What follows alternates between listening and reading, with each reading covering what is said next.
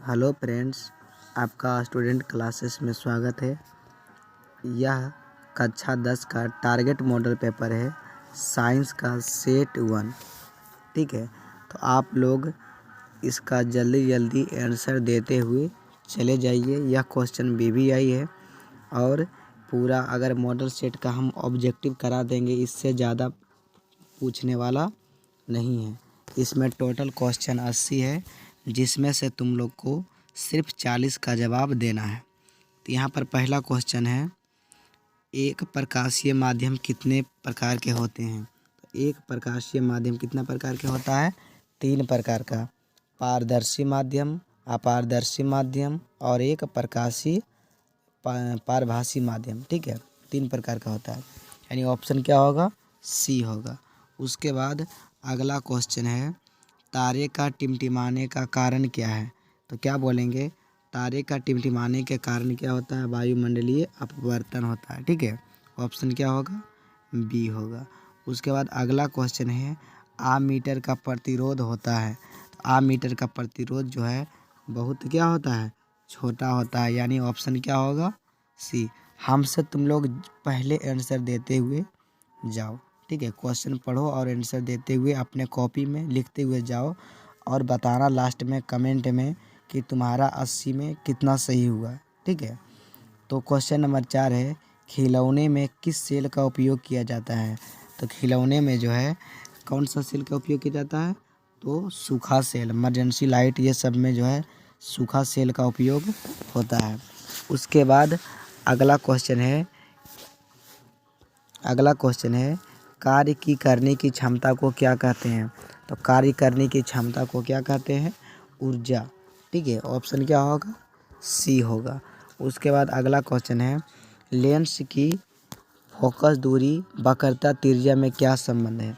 तो हम बताए थे कि जो लेंस जब होता है तो लेंस जो है फोकस दूरी की हमेशा, वक्रता केंद्र जो है फोकस दूरी की हमेशा क्या होता है? दुगना होता है, यानी कि सी बराबर कितना? 2f। ठीक है, अगर f बराबर पूछेगा तो ये इधर गुना में है, इधर आएगा तो क्या हो जाएगा? भागम हो जाएगा, यानी f बराबर मेरा फार्मूला निकल जाएगा r बटे कितना? 2। तो इसमें देखो c बराबर तो 2f नहीं है, लेकिन f बराबर r बटे 2 लिखा हुआ है, यानी ऑप्शन क्या है? बी है। ठीक है, चलो अगला क्वेश्चन है, निम्न में किसका माध्यम आवर्तनांक सबसे अधिक होता है? तो किस माध्यम में सबसे ज़्यादा आवर्तनांक होता है? तो क्या बोलेंगे? हीरा, क्योंकि इसका आवर्तनांक 2 पॉइंट कितना होता है? 42। ठीक है, हीरा का आवर्तनांक, तो यहाँ पर क्या होगा? ऑप्शन डी हो जाएगा। उसके बाद अगला क्वेश्चन है, सामान्य दृष्टि के लिए सुस्पष्ट दृष्टि की अल्पतम दूरी है। अल्पतम पूछे, न्यूनतम पूरे पूछे तो कितना सेंटीमीटर होगा? 25 सेंटीमीटर होगा। कितना सेंटीमीटर होगा? 25, यानी ऑप्शन क्या होगा? बी। अगर पूछता क्या चीज़ कि मैक्सिमम दूरी कितना है, महत्तम दूरी कितना है, तो महत्तम दूरी कितना हो जाता? अनंत हो जाता। अब पूछा है अल्पतम दूरी या पूछे न्यूनतम दूरी, तो इसमें क्या हो जाएगा? ऑप्शन बी हो जाएगा। चलो अगला क्वेश्चन देखो, श्वेत प्रकाश का रंग किस प्रिज्म से गुजरने के पश्चात सबसे कम झुकता है? तो सबसे कम जो कौन झुकता है? लाल झुकता है। सबसे कम कौन झुकता है? लाल, क्योंकि प्रिज्म जो है कुछ इस प्रकार का झुका हुआ होता है, देखना। ठीक है, प्रिज्म जो है कुछ इस प्रकार से झुका हुआ होता है। तो सबसे नीचे जो है झुका हुआ किसका रहता है? बैगनी रहता है। ठीक है, सबसे ज़्यादा झुका हुआ कौन रहता है? बैगनी। और सबसे कम झुका हुआ कौन रहता है? लाल रहता है। ठीक है, क्या कौन रहता है? लाल, यानी ऑप्शन इसमें क्या हो जाएगा? देखो इसमें ऑप्शन क्या हो जाएगा? सी।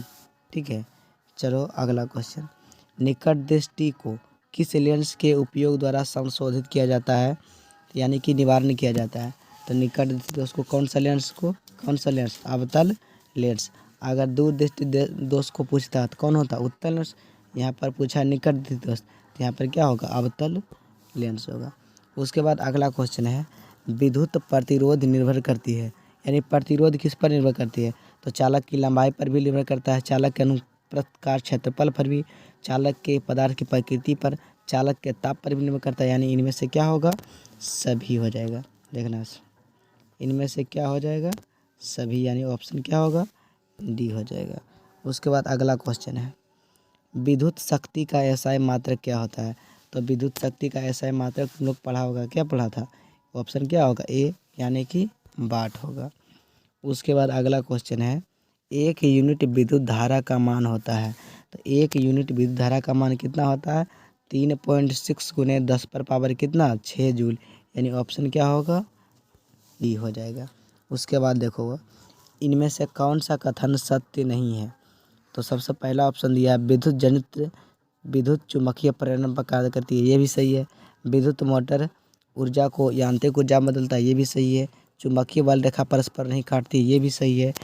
लेकिन अगले ऑप्शन जो है डी सही नहीं है, क्योंकि यहाँ पर दिया है कि हर एक विद्युत रोधन वाला तार प्राय विद्युतमय तार होता है, कोई ज़रूरी नहीं है। यानी ऑप्शन डी इसका बिल्कुल सही है। ये कथन गलत है, इसीलिए ऑप्शन क्या होगा?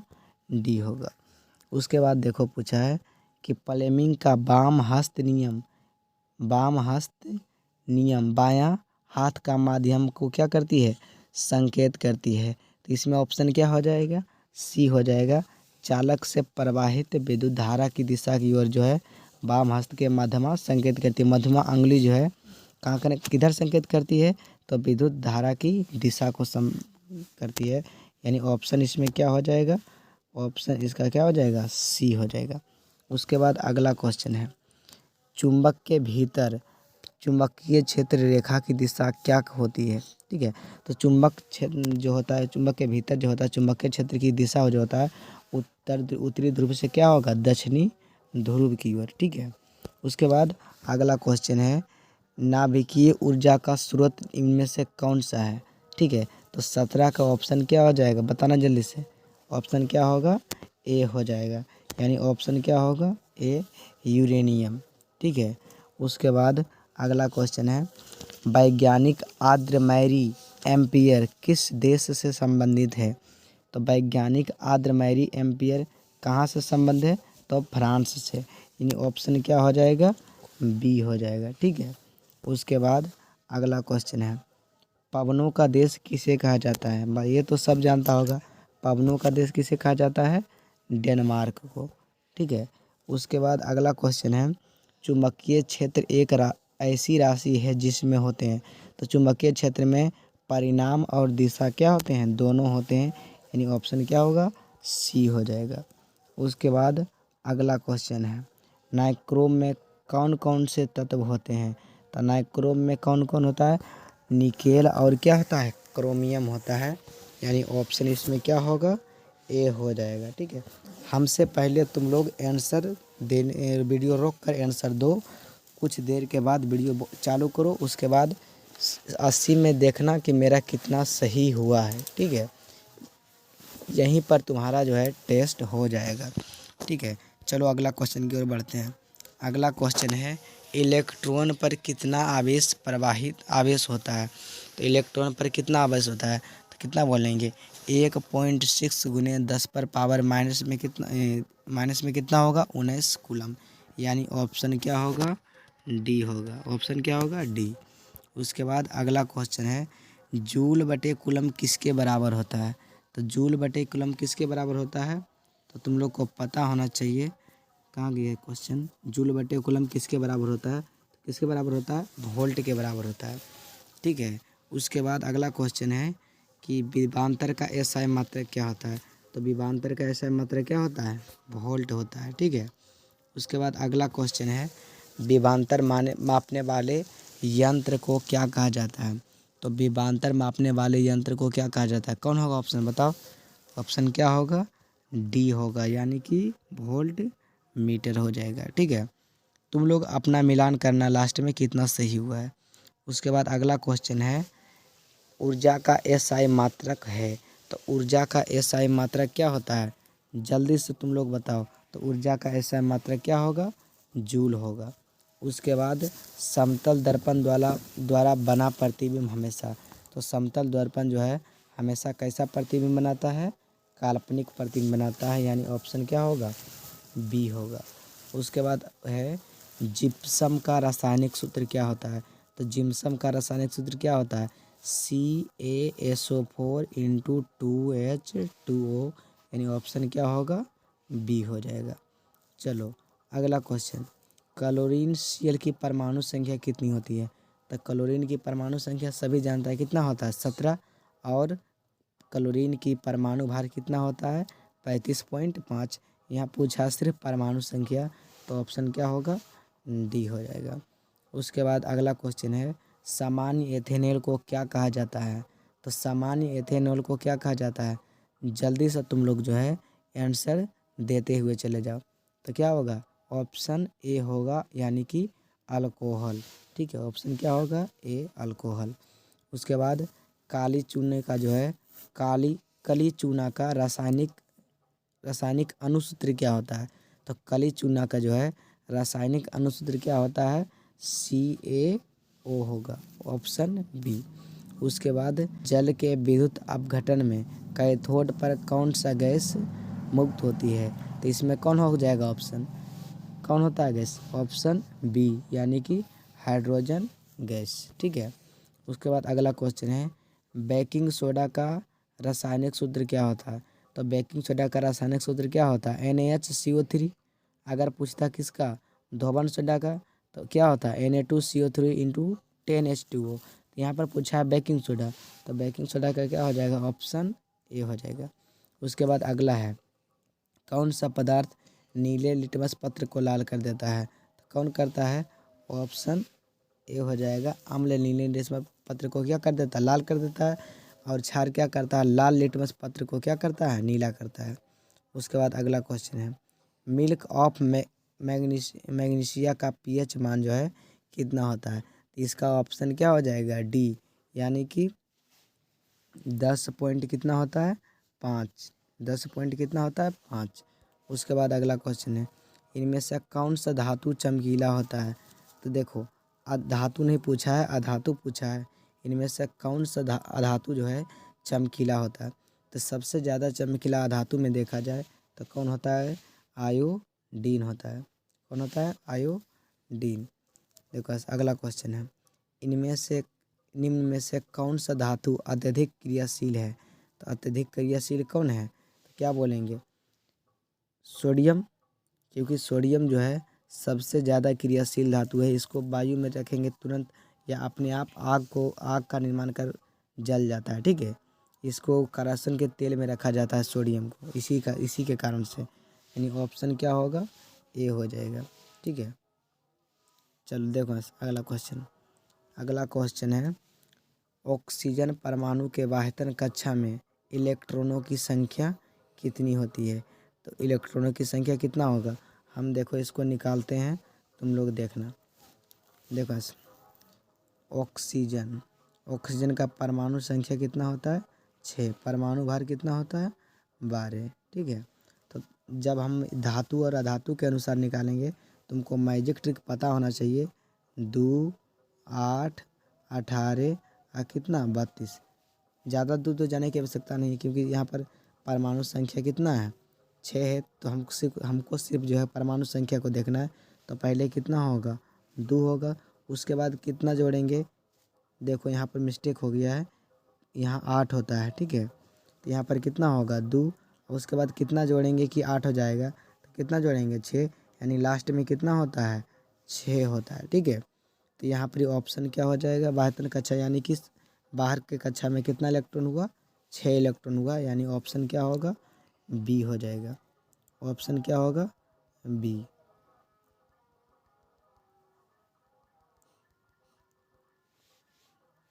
फिर से देखो, इसका जो है परमाणु संख्या 8 और परमाणु भार कितना होता है 16 होता है। ठीक है, तो अब देखो धातु और अधातु के अनुसार रखेंगे, तो मैजिक ट्री कितना होता है 2, 8, 18 और कितना होता है 32।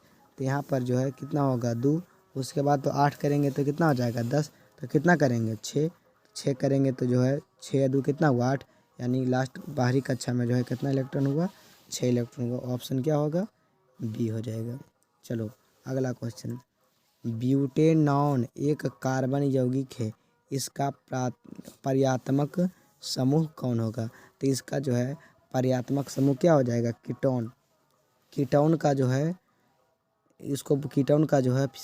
प्रीफिक्स होता है नॉन। ठीक है, मेथेनॉन, इथेनॉन, तो ये सब किसका होता है? कीटोन का होता है। यानी ऑप्शन क्या होगा? सी होगा। ठीक है, ऑप्शन क्या होगा? सी। उसके बाद अगला क्वेश्चन है, नाइट्रोजन के दो परमाणु के बीच कितने आबंध होते हैं? तो नाइट्रोजन के परमाणु के बीच जो है ट्रिपल आबंध होते हैं। कितना आबंध होते हैं? ट्रिपल। एक नाइट्रोजन जो है 3 बॉन्ड से खुश होता है। ठीक है, और अगर दूसरे बात करें ऑक्सीजन को, तो ऑक्सीजन 2 बॉन्ड से खुश होता है। और बात करें किसका? कार्बन को, तो कार्बन कितना बॉन्ड से? 4 बॉन्ड से खुश होता है। तो नाइट्रोजन 3 आबंध बनाता है, ऑक्सीजन डबल यानी 2 आबंध बनाता है, और कार्बन कितना बॉन्ड? 4 बॉन्ड यानी कि चतुर्थ आबंध बनाता है। ठीक है, तो ये सब तुमको मालूम होना चाहिए। एल्कीन का समान सूत्र क्या होता है? तो एल्कीन का समान सूत्र क्या होता है? CnH2n। ठीक है, और अगर पूछता क्या चीज़ कि एल्काइन का समान सूत्र, तो एल्काइन का समान सूत्र होता है CnH2n माइनस में कितना? 2। ये किसका होता है? एल्काइन का। एल्काइन का क्या होता है? CnH2n माइनस में कितना? 2। उसके बाद पूछेगा एल्केन का, तो एल्केन का क्या हो जाएगा? ये हो जाएगा CnH2n प्लस कितना? 2। तो यहाँ पूछा है एल्कीन का, तो क्या होगा? CnH2n आंसर हो जाएगा ऑप्शन बी। उसके बाद अगला क्वेश्चन है, आधुनिक आवर्त सारणी में आवर्तों की संख्या कितनी है? तो आवर्तों की संख्या कितनी है? तुम लोग को जब पढ़ा रहे थे आवर्त सारणी, ठीक है, तो आवर्त जो होता है, इसमें तो स्क्रीन छोटा इसलिए नहीं हटेगा। आवर्त की संख्या कितना होता है? तो आवर्त की संख्या 1 2 3 4 5 6 कितना होता था? 7 होता था। ठीक है, ये आवर्तों की संख्या हो गया। और ये जो ऊपर जो है, ठीक है, ये जो है स्तंभों की संख्या हो गई। ठीक है, तो आवर्तों की संख्या यहाँ पर कितना होता है? तो आवर्तों की संख्या 7 होता है। अगर स्तंभों की संख्या या वर्गों की संख्या बोलता तो कितना हो जाता? ऑप्शन डी 18 होता। यहाँ पर पूछा है आवर्त की संख्या, तो ऑप्शन क्या होगा? ए होगा। उसके बाद समूह के ऊपर से नीचे जाने पर परमाणु का आकार में किस प्रकार परिवर्तन होता है? तो किस प्रकार परिवर्तन होता है? परमाणु का साइज जो है धीरे धीरे क्या होता है? बढ़ता चला जाता है। ठीक है, उसके बाद अगला क्वेश्चन देखो। अगला क्वेश्चन देखो, इनमें से कौन अधातु तरल अवस्था में पाया जाता है? देखो, अधातु पूछा, तरल अवस्था में यानी द्रव अवस्था में पाया जाता है, यानी ऑप्शन इसका क्या हो जाएगा? अधातु में बोलेगा तो क्या होगा? ब्रोमीन। अगर धातु में बोलता तो क्या हो जाता? पारा। धातु में बोलता तरल अवस्था या द्रव अवस्था में तो क्या होता? पारा। इसमें पूछा अधातु में, तो अधातु अब बाद में कौन हो जाता है? ब्रोमीन, जो तरल अवस्था में पाया जाता है। उसके बाद अगला क्वेश्चन है, कार्बन की परमाणु संख्या कितनी होती है? तो कार्बन की परमाणु संख्या कितनी होती है? 6। और परमाणु भार कितना होता है? 12। यानी ऑप्शन इसका क्या हो जाएगा? सी हो जाएगा। उसके बाद अगला क्वेश्चन है, देखो, यह जो है PbS का मतलब होता है सॉलिड। Pb अब ब्रैकेट में दिया तो क्या हुआ? सॉलिड हुआ। ठीक है, उसको ज़्यादा मतलब नहीं देना है। ठीक है, आगे बढ़ते हैं। Pb प्लस CuSl2 और अभिक्रिया किया तो PbCl2 प्लस कितना? Cu। उपयुक्त रासायनिक अभिक्रिया है। यह कौन सा रासायनिक अभिक्रिया है? तो क्या होगा? विस्थापन अभिक्रिया, यानी ऑप्शन क्या होगा? ए हो जाएगा। ठीक है, देखो अगला क्वेश्चन है, लोहा से जिंक को लेपित करने की क्रिया को क्या कहा जाता है? तो लोहा से जिंक को लेपित करेंगे तो यहाँ पर क्या हो जाएगा? गैल्वेनीकरण। ठीक है, अगर हम क्या करते हैं कि किसी लोहा पर जो है पेंट चढ़ाते, तो वो सब संक्षारण से बचाने के लिए करते हैं, लेकिन जिंक का परत चढ़ रहा है, इसका मतलब वह कौन क्रिया हो रहा है? गैल्वेनी क्रिया, यानी ऑप्शन बी हो जाएगा। उसके बाद अगला क्वेश्चन है, जस्ता तथा तनु हाइड्रोक्लोरिक अम्ल की अभिक्रिया के फलस्वरूप निम्न में से कौन सा गैस बनाता है? तो निम्न में से कौन सा गैस बनाएगा? 48 का क्या हो जाएगा? सी, यानी हाइड्रोजन गैस को क्या करता है? बनाता है। उसके बाद अगला क्वेश्चन है, इनमें से कौन अभिक्रिया अधिक अभिक्रियाशील धातु है? तो इनमें से कौन अभिक्रियाशील है? जल्दी से बताओ, कौन होगा? कॉपर। ठीक है। अगर इसके तुलना में, क्योंकि सोना चांदी है तो ये सब तो होने वाला नहीं है, ठीक है। तो यहाँ पर मरकरी होने वाला नहीं है, यानी ऑप्शन इसका क्या हो जाएगा, ए हो जाएगा। उसके बाद अगला क्वेश्चन, इनमें से कौन अधातु है? तो अधातु का पहचान हम बताए थे। देखो यहाँ पर तो देखना ही नहीं, ऑप्शन क्या होगा, ए, ठीक है। क्योंकि मेटल और नॉन मेटल यानी कि धातु और अधातु पहचानने का तरीका बताए थे, किसके आधार पर, इलेक्ट्रॉनिक विन्यास के आधार पर, ठीक है। तो ये सब तुमको हो जाए मालूम होगा। उसके बाद अगला क्वेश्चन है, कैल्शियम की परमाणु संख्या कितनी होती है? तो कैल्शियम की जो है परमाणु संख्या कितनी होती है, 20। परमाणु भार कितना हो जाता है, 40। देखो ये सब बार बार क्वेश्चन पूछ रहा है, इसलिए तुम लोग 1 से 30 तक जरूर याद रखना, परमाणु संख्या, परमाणु भार। देखो सिलिका क्या है, तो सिलिका एक क्या है, उप धातु है। देखो ऐसे क्वेश्चन नंबर 53 है, नाइट्रोजन अणु में कितने सहसंयोजन आबंध बनाते हैं? तो बस वही, नाइट्रोजन कितने सहसंयोजन आबंध बनाते हैं, तो इसमें क्या हो जाएगा, 3 संयोजन आबंध बनाते हैं, हमने अभी बताया था, ठीक है। चलो अगला क्वेश्चन देखो, संगमरमर का रासायनिक सूत्र क्या होता है? तो संगमरमर का जो है रासायनिक सूत्र क्या होता है, CaCO3, यानी ऑप्शन क्या हो जाएगा, ए हो जाएगा, ठीक है। तुम लोग हमसे पहले वीडियो रोक कर बनाते हुए जाओ और देखो कि 80 में मेरा कितना सही हो रहा है। चलो देखो, कौन सा एंजाइम इम्लिस्कृत वसा का पाचन करता है? तो 55 का यहाँ पर जो है राइट आंसर क्या हो जाएगा, सी, यानी कि लाइपेज करता है, ठीक है। चलो अगला क्वेश्चन देखो, लाल रक्त कणिकाओं का लाल कौन बनाता है? तो लाल रक्त कणिकाओं का जो है ऑप्शन क्या हो जाएगा, बी, यानी कि लोहा के यौगिक हो जाएगा, ठीक है। तो ये सब क्वेश्चन को जो है तुम लोग आधी रखना, बहुत पूछता है इससे। फलों को पकाने के लिए किसका उपयोग किया जाता है? तो फलों को पकाने के लिए एथिलीन का जो है उपयोग किया जाता है, ठीक है।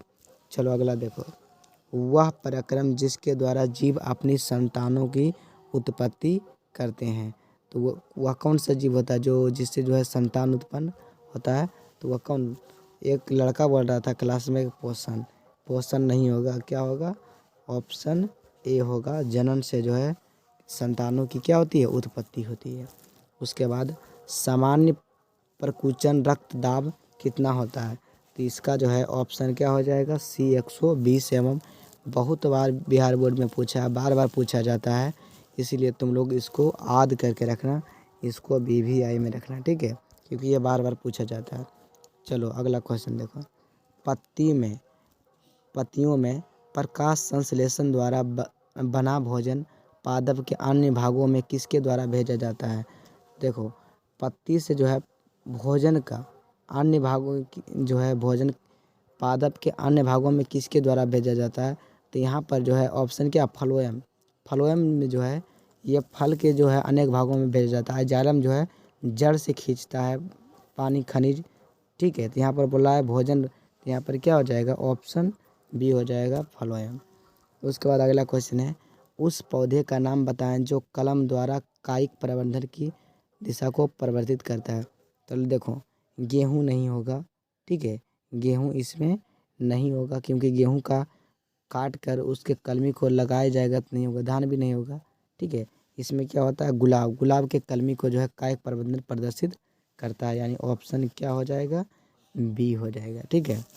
चलो अगला क्वेश्चन, काला जार बीमारी किस रोगजनक के कारण होता है? तो काला जार बीमारी जो है किस रोग के कारण से होता है? तो देखो ऐसे लेशमानिया होता है, यानी ऑप्शन क्या हो जाएगा, बी के कारण से ये जो बीमारी होता है। उसके बाद कौन सा द्विलिंगी पुष्प है? ठीक है, द्विलिंगी पुष्प मतलब होता है कि जिसमें 2 भाग होता है। तो देखो पपीता का 2 भाग नहीं होता है, ठीक है, पपीता का 2 भाग नहीं होता है। देखना से इसका जो है बिल्कुल राइट आंसर क्या हो जाएगा, गुलाब पुष्प, ठीक है, क्योंकि यह जो है 2 भाग में डिवाइड हो जाता है, यानी ऑप्शन 63 का क्या हो जाएगा, ए हो जाएगा। देखो उसके बाद अगला क्वेश्चन है, मानव में घ्राणग्राही स्थित होता है। तो मानव में जो है घरान ग्राही किस में उपस्थित तो ये स्थित होता है आँखों में, नाकों में, कानों में, इनमें से सही, यानी इनमें से क्या होगा सभी, यानी ऑप्शन क्या होगा बी डी होगा।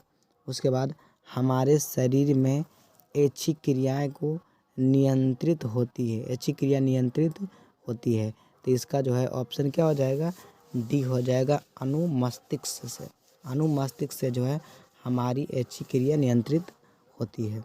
उसके बाद अगला क्वेश्चन है जंतुओं में वृद्धि हार्मोन स्रावित होता है, तो जंतुओं में जो है वृद्धि हार्मोन किसके कारण से स्रावित होता है, तो पीयूष ग्रंथि से होता है, ठीक है। आनुवांशिक का सिद्धांत का प्रतिपादन किसने किया था, तो आनुवांशिक का प्रतिपादन कौन किया था, ग्रेगर जॉन मेंडल ने किया था, यानी ऑप्शन क्या होगा ए। स्त्रियों में लिंग की गुणसूत्रों की संख्या, तो स्त्रियों में लिंग की गुणसूत्रों की संख्या कितना होता है, एक्स। अगर बोलता है कितना पुरुष, ठीक है, तो पुरुष बोलता है तो कितना हो जाता है एक्स वाई, ठीक है। चलो क्वेश्चन नंबर अगला की ओर बढ़ते हैं। अगला क्वेश्चन है इनमें से कौन जैव निम्नीकरणीय कचरा है, ठीक है, निम्नीकरण कचरा है, तो इनमें 69 का जो हो जाएगा बिल्कुल डी जो है सही आंसर है टिश्यू पेपर, ठीक है, क्योंकि आसानी से गल जाता है, सड़ जाता है, इस निम्नीकरण कचरा है। उसके बाद अगला क्वेश्चन है निषेचन क्रिया के पश्चात युग्मज में क्या बनता है, तो निषेचन के क्रिया के पश्चात जो है युग्मक में जो है भ्रूण बनता है, यानी ऑप्शन क्या हो जाएगा बी हो जाएगा। उसके बाद अगला क्वेश्चन है अवशेषी अंग का उदाहरण है, तो अवशेषी अंग का उदाहरण क्या होता है, कार्पल्ब पेशिया, पुच्छ कोशिकाएं, निषेचक पटल, यानी इनमें से क्या हो जाएगा सभी हो जाएगा। उसके बाद अगला क्वेश्चन है एक आहार श्रृंखला में शाकाहारी से निर्माण होता है, तो शाकाहारी से जो है निर्माण क्या होता है, तो ऑप्शन इसका क्या हो जाएगा बी हो जाएगा पोषी स्तर। उसके बाद अगला क्वेश्चन मैग्नीशियम पाया जाता है, तो ये तो बहुत बार बिहार बोर्ड में पूछा गया है, किस में पाया जाता है क्लोरोफिल में। मनुष्य का उत्सर्जी अंग है, तो क्या उत्सर्जी अंग है, रक्त नहीं है, श्वेत रक्त अन्नाशय नहीं है, क्या होगा वृक्क, इसको इंग्लिश में हम सब बोलते हैं किडनी, ठीक है। मानव में प्रमुख उत्सर्जी अंग है, तो ये बस वही क्वेश्चन है, क्या होगा वृक्क होगा, यानी ऑप्शन क्या होगा सी होगा। उसके बाद खुला परिसंचरण तंत्र पाया जाता है या किस में पाया जाता है, ठीक है, तो इसका जो है होगा क्या होगा सी कॉकरोच में, ठीक है, किसके कॉकरोच में। उसके बाद अगला क्वेश्चन देखो इंसुलिन नामक हार्मोन की कमी से कौन सा रोग होता है, तो कौन सा रोग होता है इंसुलिन के, तो बोलेंगे चीनी रोग, जिसको बोलते हैं हम सब चीनी रोग, इंसुलिन की कमी से होता है, उसको क्या बोलते हैं मधुमेह, ठीक है। उसके बाद अगला क्वेश्चन तंत्रिका तंतु की उत्पत्ति किस प्राथमिक ऊतक द्वारा होता है, तो तंत्रिका तंतु की उत्पत्ति किस प्राथमिक द्वारा होता है, तो ऑप्शन इसका क्या हो जाएगा सी हो जाएगा इंडोडर्म। मनुष्य में वृक्क एक तंत्र का भाग है, तो मनुष्य में वृक्क एक तंत्र का भाग है, किडनी किससे उत्सर्जन से है, ऑप्शन क्या होगा सी। दही के जमने का इनमें से कौन सी क्रिया है, तो दही जमने की इनमें से कौन सी क्रिया होगा किण्वन, ठीक है, ये सब तुम लोग को याद रखना ही है। मानव निषेचन होता है, तो मानव निषेचन जो है किस में होता है, तुम लोग बताना ये आंसर, हम इसके लिए छोड़ देते हैं, तुम लोग कमेंट में ज़रूर बताना है। तो आप लोग जो है इस चैनल को सब्सक्राइब लाइक और कमेंट ज़रूर करें। फिर कल मिलेंगे, जब तक के लिए जय हिंद जय भारत।